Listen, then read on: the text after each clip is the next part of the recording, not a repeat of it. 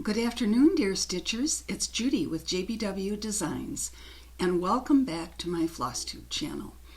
I can't tell you how grateful I am that you watch the videos, that you make comments, that you write emails, and I always like to thank you every week because you have so many choices.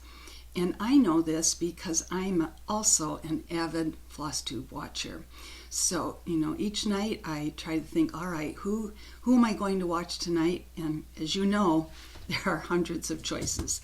So I love hearing from you, and I'm so grateful for all of you for choosing to watch. So I have a lot to tell you about today, and I always like to start with kind of a few stories. So the comments that I get are so interesting. And 2 weeks ago when I did a video, I talked about a trip to Portugal. And, excuse me, as I read the comments, I was stunned by the reach of Flosstube across the world. I guess I think about, here I go again, choking, trying to talk to you. I think about just the United States watching. I don't think about that the internet is wide open and anybody can watch. So I got notes last time from New Zealand and the UK and Portugal. So the fun thing was the Portugal one, because it was from Maria, and she was so cute. Her message to me was, "Oh my God, I can't believe you were here. If only I'd known." And she told me about 2 other museums that were in Lisbon. And I thought, wouldn't that have been wonderful to have met up with her, even if it was just for an hour or so? That would have been such a treat. So Maria, I would have loved it. I am, however, very careful about announcing where I am before we go on a long trip, as you can imagine. So, that's just a necessary safety precaution in today's world. So thank you, Maria. And then, let's see, I'm trying to think of it. This was another comment, and I just loved it. And Shar, you provided the title for my Flosstube today. And she started out her message with this: "Let your stitches tell a story." And then she went on to write the cutest story. You will just love this. "It will be a story my almost 4-year-old grandson will remember. He helped put a bead on my needle twice. I was working on a peyote beaded star. Now at Christmas, I'll give it to him, with a letter talking about the star he helped Grandma make." And what it brought back, isn't that just beautiful?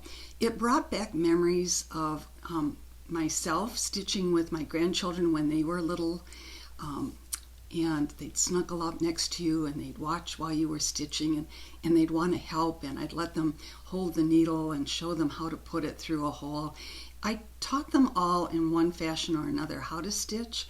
I don't know if any of them ever will take that up again, but at least, it's something so important. And I love that theme, let your stitches tell a story, because as we're stitching, we get such a feeling of calmness from what we do, and then giving our gifts or our stitching away to others just spreads the word of what a wonderful thing that we all love to do. So thank you, Shar. I just thought that was the sweetest story. I can just picture it. And then another comment that I got actually in a note was from Chris of Chris Cross Stitch, and I thought this was quite funny. He said, I love watching Judy because I like her accent. And I had to just kind of chuckle about that, because Chris is from the South. He has a wonderful accent. Those of us who live in the Midwest, we don't hear an accent in our voice at all. In fact, we probably would tell people our accents are rather dull, nothing distinctive. So thank you, Chris. That was a sweet comment to make. And now I'm going to pay attention to whether I really have an accent or not.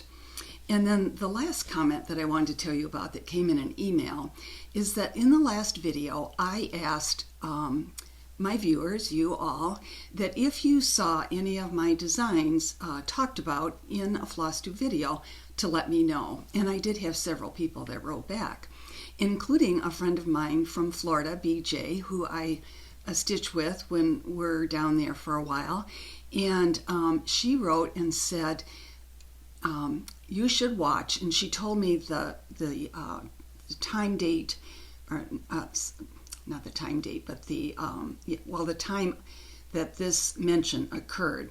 And so who I watched, who I'd never seen before, was Teresa Little Stitcher, and you may have seen her. She's been doing videos for at least 8 years, and she's just delightful.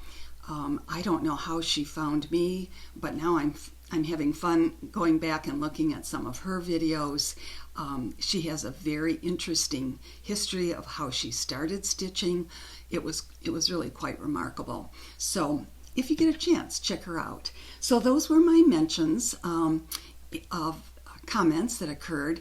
And then I wanted to tell you about a wonderful meeting I had last week, a luncheon. And this is also part of the reach of Flosstubes.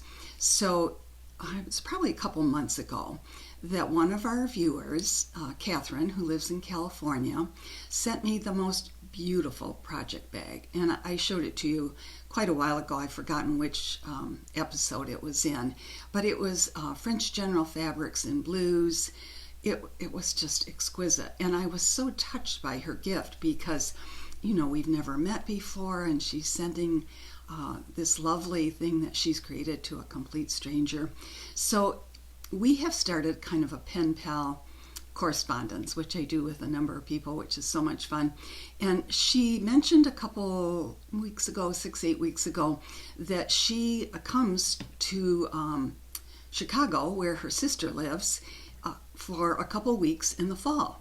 And she happened to mention that she and her sister were going to be staying at an inn in Saugatuck.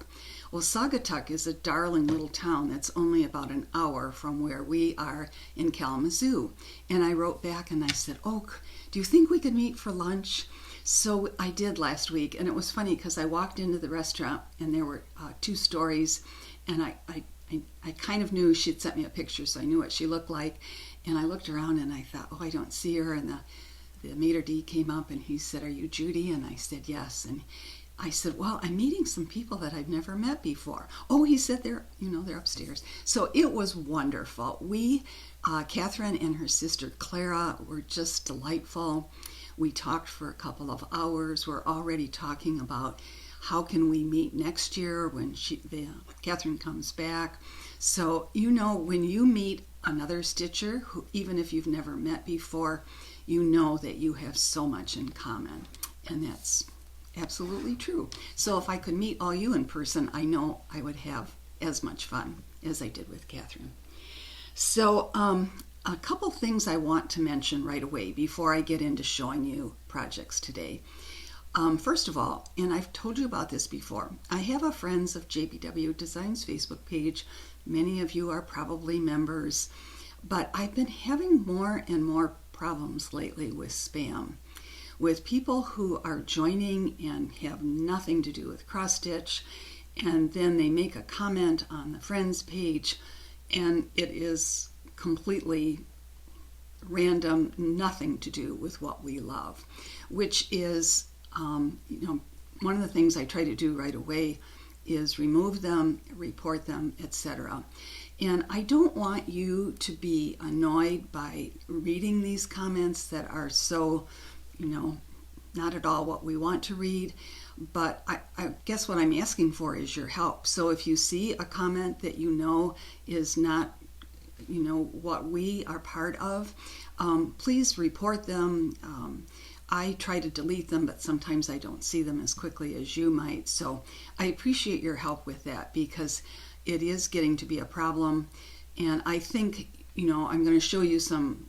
I always post a couple of designs on my friends page, and I'm going to tell you about those.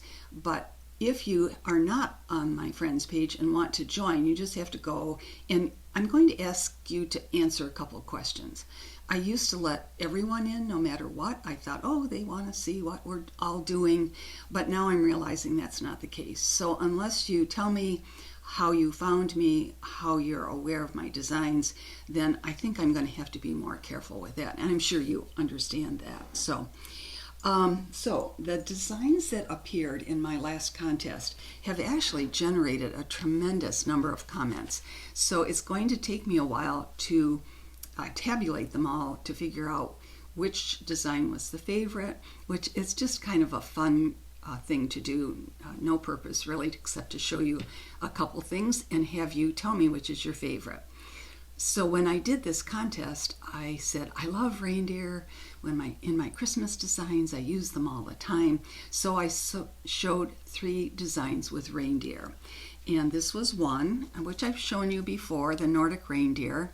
And I think I've told you before, this is what the booklet looks like, that I always stitch my models several times. So this particular model is stitched over 1 on a 28 count, which for many of you is not your cup of tea, but I also always do it on either a 28 or a 32 over 2 threads. And I want to show you, here is that design worked over 2. So that was one of the designs that was in the contest. And then the second design that used reindeer is an older one called Joyeux Noel, and we've talked about this red and white series before. This might have been the first one in the series. I'm not sure. It is 6 years old, so hard to say. It really doesn't matter. But this is what the booklet looks like. And I always talk about the finishing and how you can reproduce that. This design again is worked on a 28 count red, Christmas red fabric from Witchelt. It is worked over 1, but of course I worked it over 2, and let's see if I can show you. I'm not finding my picture of the over 2 one, but trust me, I did. I don't know where it is, but it can be done on any count. It can be done on Aida or linen or an even wave or whatever you're most comfortable with. So that was my second design that had reindeer in it. And then the third design I talked about last week, and I'd forgotten to show you the model. And this is one that I did last year, and it's called O'er the Fields We Go. And again, I finished this in a number of ways. Let me show you the model first. This model is done over 2 on a 32 count fabric. And obviously it's monochromatic. Let's see, what fabric did I use here? So, no, I take that back. This one is done on a 36 count Edinburgh linen. The fabric was Winter Moon, and of course you just choose your favorite red. The finishing on this, I always liked how this turned out. I finished it. Sometimes I wander around Hobby Lobby trying to find a piece that I think a design would fit on. And this was one of their signs. I think it might have been in the Christmas section a year ago, but it wouldn't really matter. I had to spray paint it to get it white. I think it was black to start with. And then I just did a double mount. So I mounted some fabric that I had in my stash and made that the backing piece. And I'm going to talk about finishing today because that was one of the questions in the last video that people wanted me to address again. So I will talk to you about that, especially the ornaments. And then I mounted the stitching part on another board, and then the rickrack was just glued under that stitching part. And if you glue it in sections, so that rather than trying to go around the corner with it and the corners get kind of wonky looking, if you do a section at a time of a piece of rickrack for each length of the sides, then it makes a really nice crisp looking finish. And then let me put this down here. I also, let's see, I stitched it over 1, or yes, on a 28 count as I showed you on the cover. And then I think I did, but this is not showing up in the picture. I'm not sure why. I'm going to have to show it to you like this. But I did it in blue, and it just looks so, I love blue and white, of course. It looks so crisp and wonderful, and that was finished as a pillow. So that must be out at a trunk show, and when I get it back, I'll try to remember to show that to you. So that was the third one in the Friends Design Contest. So I haven't had time yet to go back and look at all the comments. They're always fun. And then I tabulate all the comments. I tell you which one is the favorite. And then I randomly choose a winner to win all 3 designs. So that's what that was about. So now, my next topic for today, you know I always like to inspire you, but several of you in the last video mentioned that you really wanted a review of finishing. And I have talked about this in some of my past videos, but what I sometimes forget about, you know, we don't have time to go back and either find that or go through all the old ones. So it doesn't hurt for me to review again for viewers who are new, who haven't seen my just a quick finishing ornament lesson before. I'm going to review it again today because, you know, November is starting next week.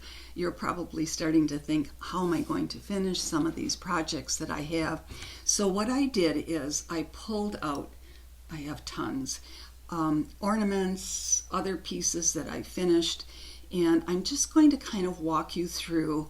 It's not going to be a long description, but kind of a basic description of how I excuse me, finish some of the ornaments. Now, I always like to preface this with 2 things. I am not a professional finisher. I've learned a lot from my professional finishers. That's where I've picked up a lot of hints. And I want to encourage you to try it on your own because it is doable. You don't have to pay someone to do it for you. So I'm going to walk through like step by step. How do you do an ornament, for instance, that is a stocking shape? Or how do you do an ornament that is, well, here, my head is on backwards today, can you tell? This is a stocking shape, and this is a mitten shape. Here we go. And then, so I've pulled out lots of different shaped ornaments because that to me is probably the most challenging part. You can figure out how to finish a square ornament, but then how are you going to do something that has a different shape to it? So I'm going to show you trees and stockings and triangles and all kinds of things in the course of this discussion. So first of all, I'm going to start with the most basic steps, and that is, what if you are trying to finish, for instance, a stocking shape, but don't even know where to begin? Well, your first step is you have to make a template. And by a template, I mean a pattern. You need a pattern of the shape of the design that you stitched so that you can finish it just like this. And I meant to pull another one out that I did, but sorry, I forgot to grab that today. So we'll just keep moving on. I'll try to remember to show it again next week. So my basic, let's see, how shall I say, it's not a rule, but step that I do is that if I have a design that is not square or round, then I try to make a template of it. And it's funny because I used to, let me get all my little papers out here. I made all kinds of little samples for you. I used to take the design, for instance, say it was a Christmas tree. Here's one that hasn't been finished yet. I used to take it up to the window, you know, and I'd put it up on the window, and I'd take a piece of tracing paper and I'd just do a light tracing around the piece. Well, then I happened to read one day, and I thought this was so smart, that if you just take this and lay it on your printer as you would if you were making a copy of a document, then you can easily make what I'm calling a template or a pattern of your stitch design. And this is the key to figuring out what kind of shape am I going to cut so that I can mount this. So this would be, I would probably, in this case, probably do a triangle.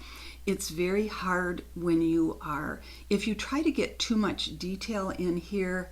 In other words, if I did a template and drew here, around the corner, up over here, and around this corner and back, it's probably making it too complicated, and you want to keep it simple. So I would probably make this into a triangle shape, and I would just take a ruler.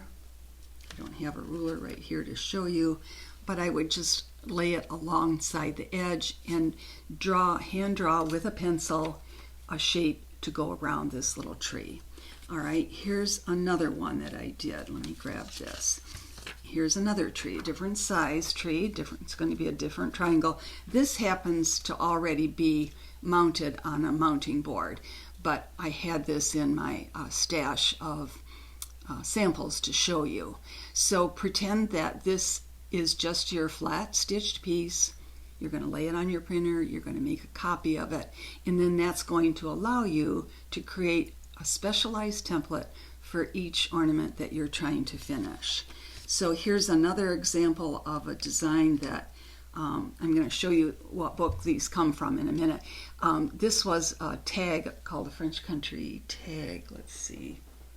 It's somewhere around here. I'll show it to you later. Anyhow, they're mounted on these wooden boards that I carry that are made by a company called the Bee Company.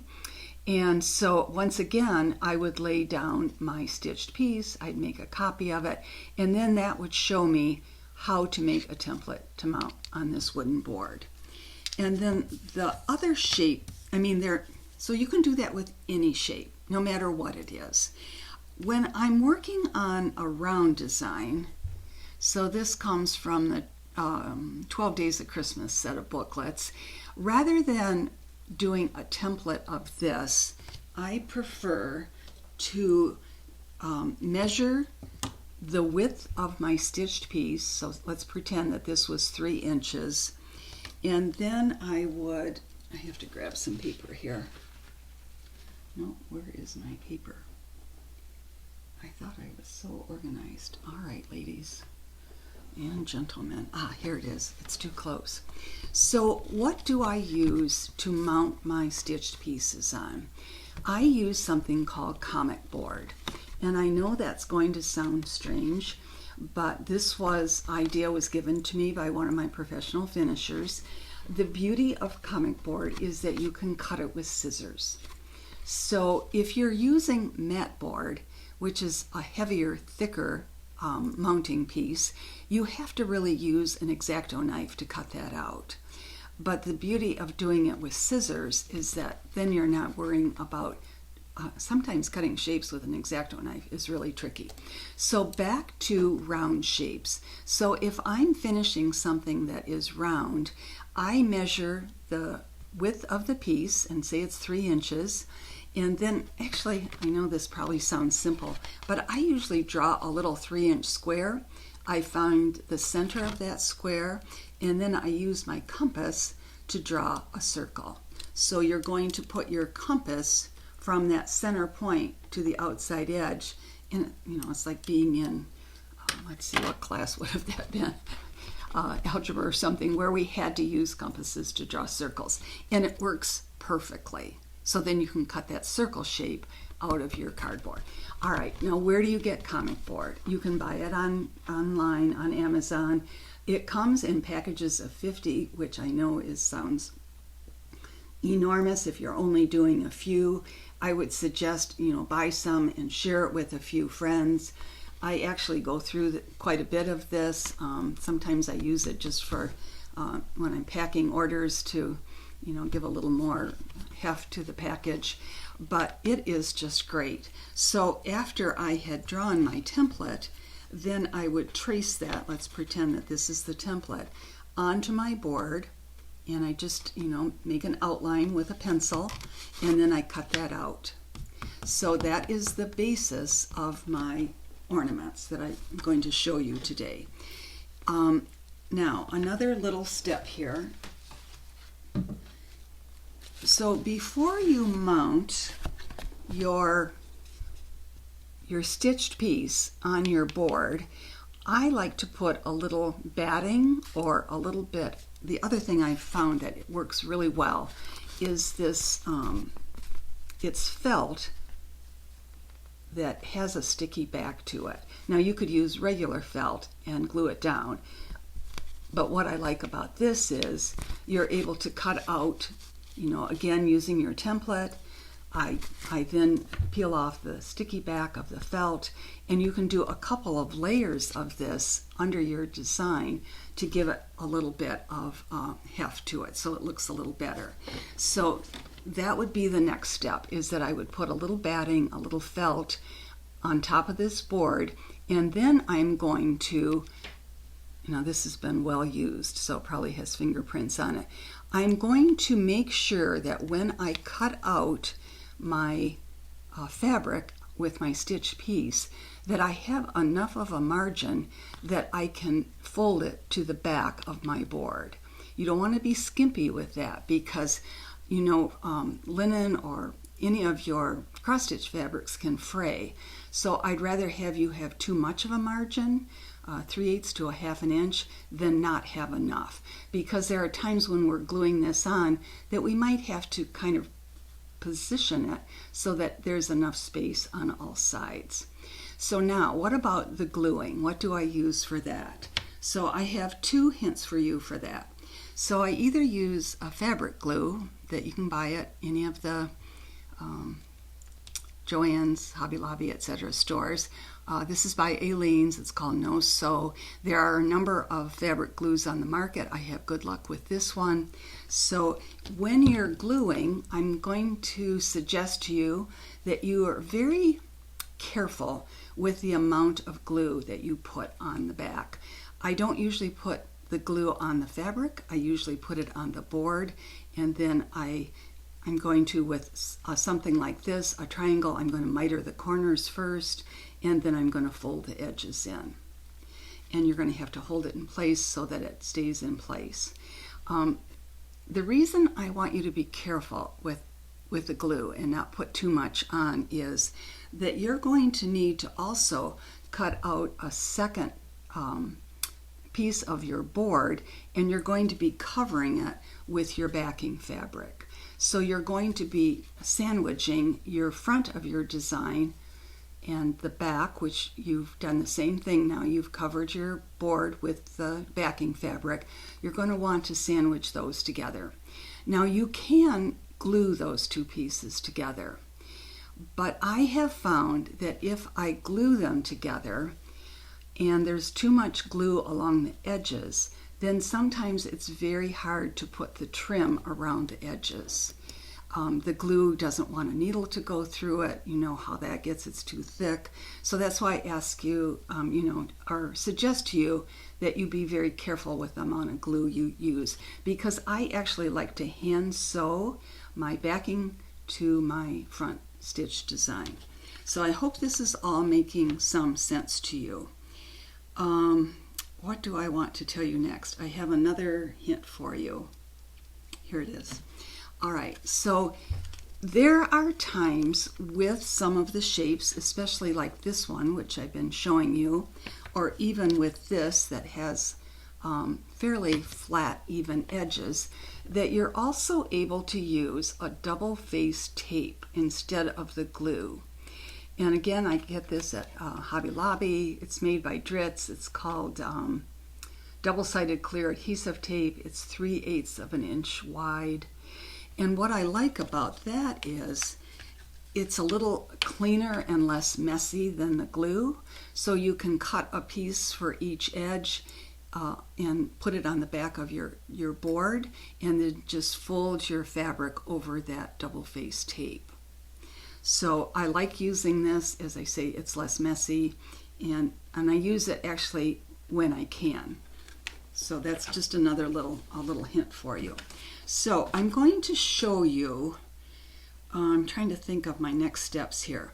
So once you have your two pieces sewn together. You also need to be thinking about what kind of a hanger am I going to put on this ornament. And as I say, I've got quite a few samples here to show you. And I would suggest that you think about this before you add your trim. Now, sometimes in the case of this little twisted cording, you can make that continuous. You could add your twisted cording, I'll talk about that in a minute, and come around and add it to the piece as you're assembling it. But sometimes I like to, let me see if I can find, here's an example.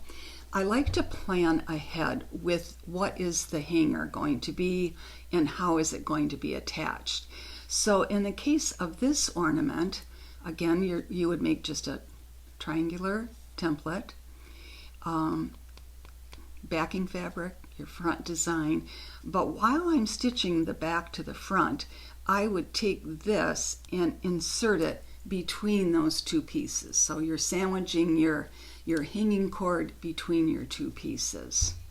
It's always good to plan ahead on that part of it. All right, so now I want to pick up a number of things. I want to set aside, if you'll let me take a minute here, some of my samples and pull out several more so that I can talk to you about adding the trims to your designs. So as I say, I'm kind of interspersing in inspiration with finishing here. So as you know, I have, I'm shuffling, aren't I? I have 5 collections of ornaments, and they're just numbered 1 through 5. They're Roman numerals. There are 20 ornaments in each booklet. They're small, they're fairly fast to stitch. So I pulled some of my samples to show you for finishing. So this one that I showed you earlier comes from the Ornament Collection 1, as does the little mitten. So again, you're just going to sandwich those two together, and now after I show you a few of the models, then we're going to talk about the trims that go around the edges of your ornaments. So here is another few ornaments that I pulled out. This is Christmas Ornament Book 4. So this little design worked on red linen. Here's a little round one, a little heart wreath, and here is a gingerbread house. And I pulled this one out because I want to talk to you about the trim on that one. So let's see, let's gather some more here. Let's see here. Oh, I was wrong. One of the designs that I just pulled out. I'm sorry, let's see, that came, no, I pulled 2 of Ornament 4 booklet, so I'm duplicating my instructions to you. You'll be patient with me, right? So now let's look at the stockings, which I mentioned last week. So in the last video, I think there are 15 sing-a-song stockings. And I pulled these out today because I wanted to talk to you about the trim, and all the steps that I've just given you will work perfectly with these stockings. So this is what, let's see, this is Sing-a-Song 1, which was over the river. And these are stitched over 2 on a 32 count fabric. And they're fairly small, you can see they're only like 4 by 3, so they're fairly quick to stitch. This is Sing-a-Song 6, which is Oh Christmas Tree. And then here's another one to show you. These are all just models I wanted to show you. And this was Away in a Manger. So you can be thinking about those, because in a minute I'm going to talk to you about some trim finishing. Here's another design to show you, French Country Angel. Again, if you wanted to do the rounded corners, you could cut out a square and then just round the corners to do that finish. This is what that booklet looks like. This makes a darling ornament also. All right, I also have a series of Christmas tree collection books, and I forgot, I think there are 10 or 11 in this series. And so I pulled out this one because this is stitched over 2, and it is in one of the collection booklets. I'm not sure which one, but this has a 2-color twisted cording on the edge. And I think that's all I'm going to show you for now. I think I'm going to leave the rest of these for the end of the video.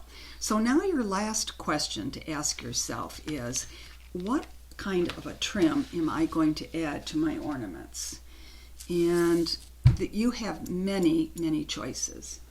So I'm going to pull out, I kind of gathered a box here of possibilities for you. So there are 2 main companies, and I will try to list them below, that have wonderful hand-dyed trims. Now you can go to a regular fabric store to buy rickrack. Sometimes you can get the pom-pom trim, but their colors are so limited. So I tend to usually go on Etsy, and there are 2 companies, as I mentioned, that I use all the time, and they make absolutely gorgeous trim. So one is Lady Dot Creates, and this is just a sample of her pom-pom trim. And both companies that I'm mentioning have websites, and you're able to go to their websites. They make a pom-pom trim. They make, let's show another one here. A chenille trim. Now they come in wonderful colors. They make, let's see what else. Here's another chenille trim from Lady Dot that's a little heavier. Rickrack. They do hand-dyed rickrack. They do hand-dyed silk ribbons. They're beautiful. So that's one company, Lady Dot Creates. Here's another company called Dames of the Needle. And here's some of her pom-pom trim. She does hand-dyed rickrack. And then another source that I like to look for is silk ribbons, because sometimes silk ribbons can add just, this is kind of a mess here, just a wonderful little trim to one of your finishes. So Dinky Dyes does silk ribbons. They're actually, I'm trying to think, oh gosh, there's a wonderful, if I think of it, I'll write it below. It's a company that does hand-dyed fibers that also does beautiful, Trinway Silks, does the most beautiful silk ribbons. So check out their websites. Sometimes it's fun to find silk ribbons to use for trims.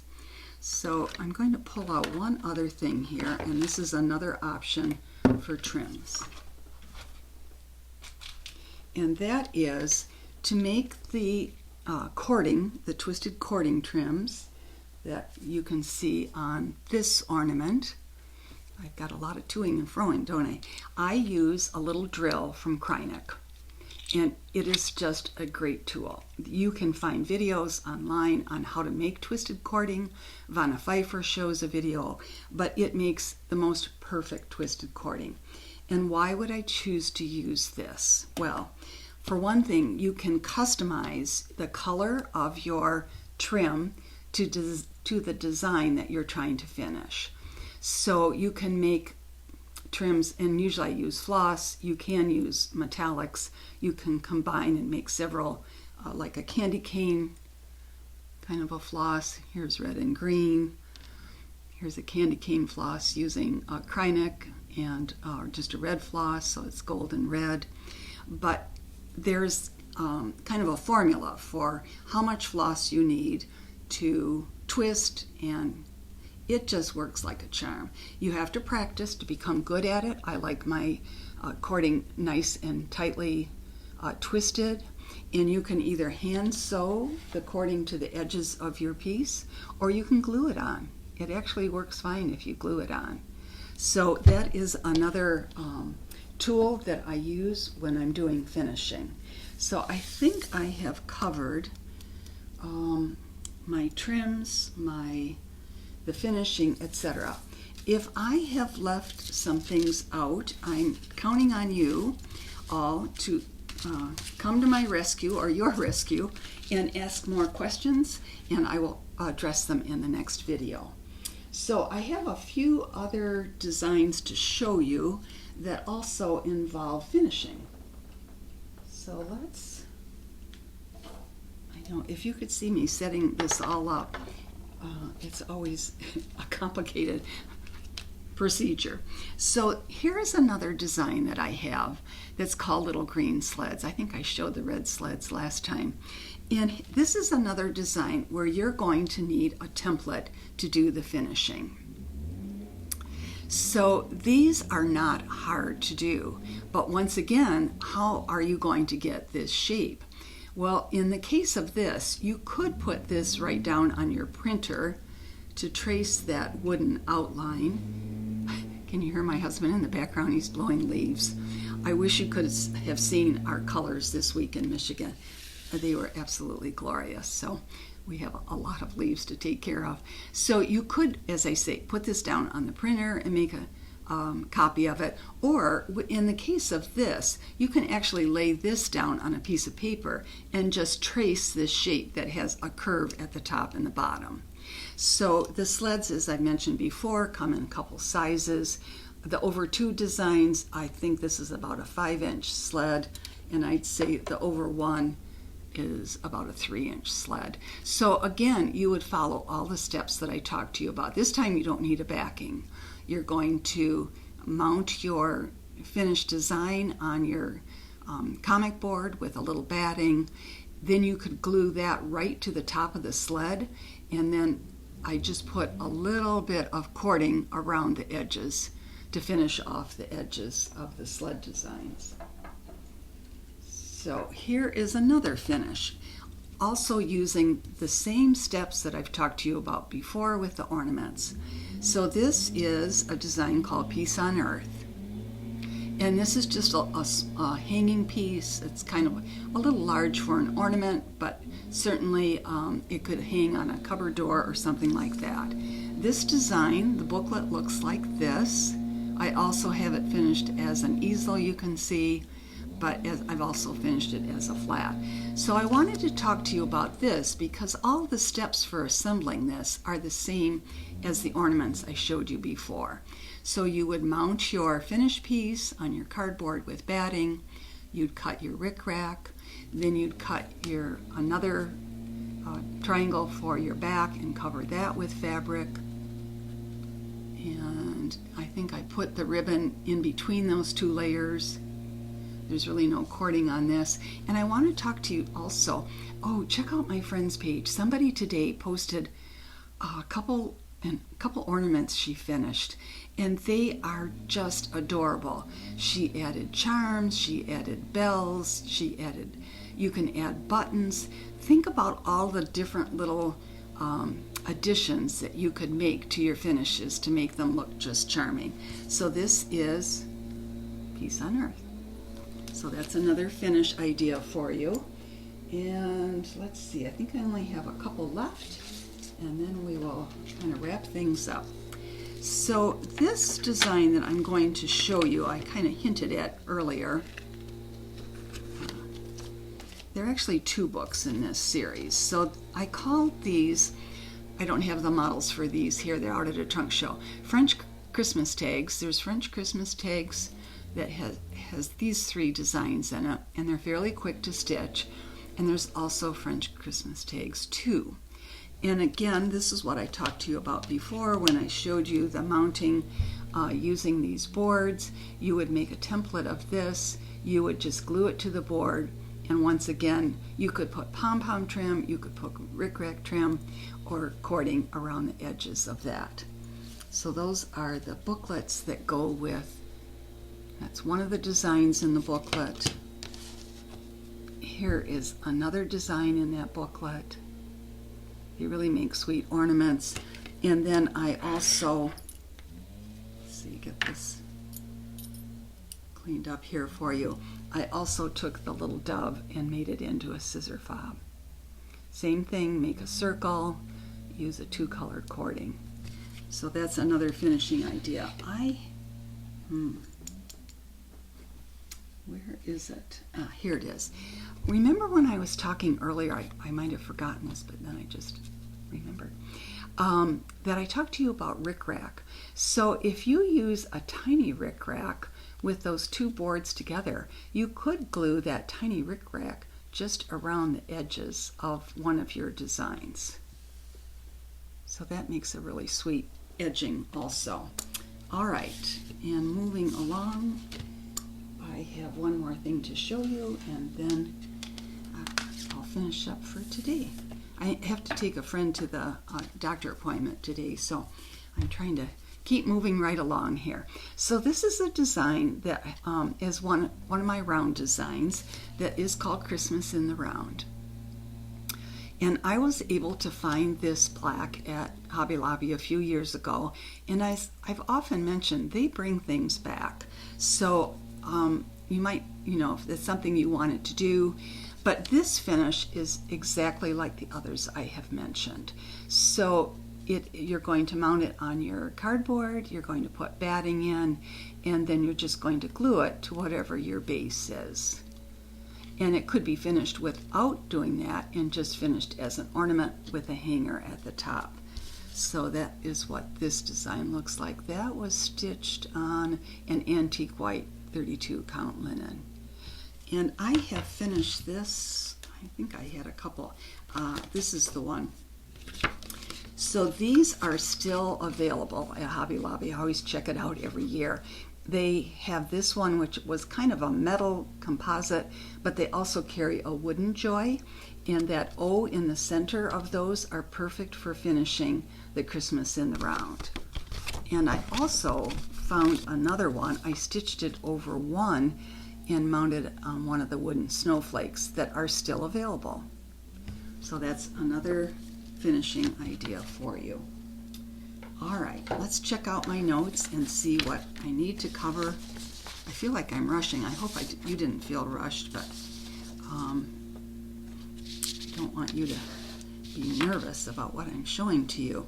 So every week I like to feature a shop, and in hopes that even if you don't live close to that shop, you will think about contacting them to get patterns or to get fibers or to get fabric, whatever you're needing, because these independently owned needlework shops count on not only their walk-in traffic, but their mail order is very, very important to them. So some of you don't even have shops nearby. So this one is called Timeless Stitches. It's in Tecumseh, Michigan. I have not been there yet. I'll put this up. I'll put the notes below also. But I am going in a couple weeks. I'm going to meet a friend there. We're going to have lunch and meet at the shop and then go antiquing, which sounds like just a delightful day. She told me there's a restaurant nearby called the British Tea Room, which is just my cup of tea. It sounds perfect. So the owner is Denise. You can see she's at 1112 Evans, Tecumseh, Michigan. And there is her email address. So I will put that in the notes below. I always like to choose from the comments. Let me take a quick drink of water. 3 people to win some of my patterns. So, and I use random number generator. You have to be a subscriber to win. And you can choose any of the patterns that I've shown you today. So our winners today are Crystal Sypolt, Sypolt, Bonnie Sheffer, 31546, and Deborah Quilts, 8030. So congratulations, ladies. Just email me. That's the best way to reach me. Messaging is sometimes iffy. And my email is judy@jbwdesigns.com. My quotation for today is a short one. Kindness and positivity are contagious. Spread them freely. I love that. So how to contact? Email is best.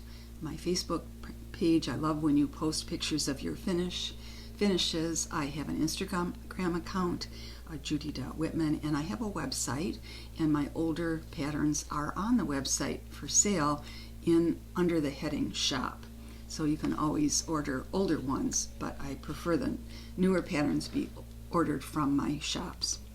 So my plans going forward this weekend, stitching, probably working in the yard, and I'm not sure what else yet. I hope to meet our daughter for lunch, so we'll see if that goes well.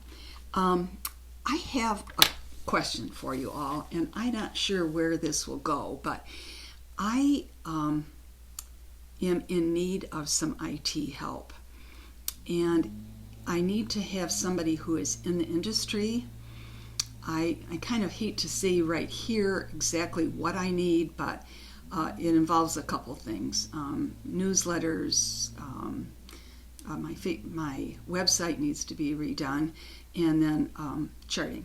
So I would rather write to you, but if you know of anybody who might meet those qualifications and can let me know about them. I have 2 other people that do work for me. I have a graphic artist that does the layout of the books.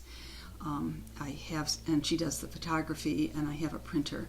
So as you know, I'm not very I am technically challenged, and so I am trying to find someone to replace a helper that I had who is very, very busy.